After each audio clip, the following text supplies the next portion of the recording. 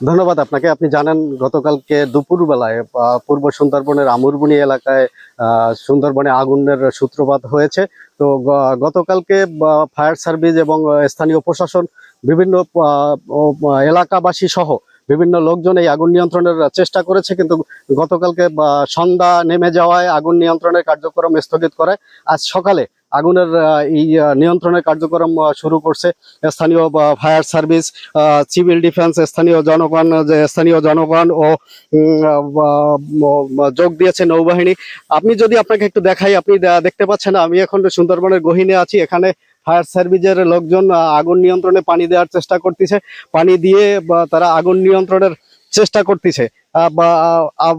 স্থানীয় লোকজন যেটা আমাদের কাছে জানিয়েছেন, স্থানীয় সূত্র আমাদের যেটা জানিয়েছেন, এই আগুনের সূত্রপাত গতকালকে নয়, এই আগুনের সূত্রপাত 3-4 দিন আগে হবে।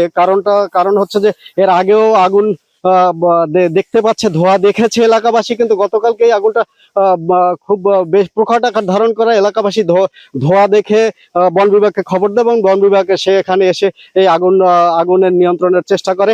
তো এলাকাবাসী যেটা আমাদেরকে জানিয়েছেন সেটা হচ্ছে কিছু অবৈধ মৌয়ালিরা এই মৌ আহরণ করতে গিয়ে তাদের এই সুন্দরবনে আগুন জ্বলে, সুন্দরবনে আগুন জ্বলে। তো আমরা এখানে উপস্থিত আছেন এলাকার একজন লোক, আমরা তার কাছে একটু জানতে চাবো, আপনি কি এই আগুনের কিভাবে দেখছেন আপনি? আমি দুপুর 1টার সময় আমি অফিসে ফুটসুনি যাচ্ছি গোসল করতে, সালাম করে একটা ফরেস্টার আসছিল, উনি চলে গেছে আজান দিতে মসজিদে। উনি তখন প্রপে আমি রহিম বলে রহিম সালাম ভাই অফিসে ওই না আজান দিতে গেল মসজিদে, চলে আসে যে কোনো একটা ঘটনা ঘটছে।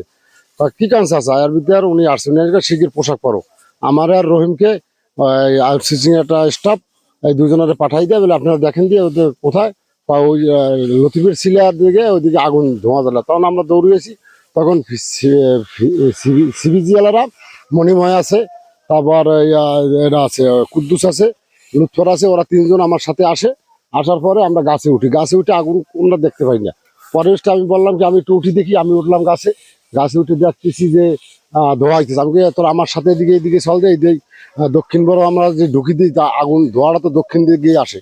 তখন আমরা ঢুকি, তখন আমরা আগুন পাই। তখন আমরা বিভিন্ন জায়গায় ফোন দিই, ভ্রমণ দেওয়ার পরে বিভিন্ন রকমের কোস্টগার্ড বা বিভিন্ন নৌবাহিনী, সেনাবাহিনী, তারপর যারা আগুন নিয়ন্ত্রণ। ধন্যবাদ আপনাকে। আপনি শুনছিলেন এলাকাবাসীর বক্তব্য। তো এখন আমরা যেটা দেখতে পাচ্ছি, আগুন অনেকটাই নিয়ন্ত্রণে।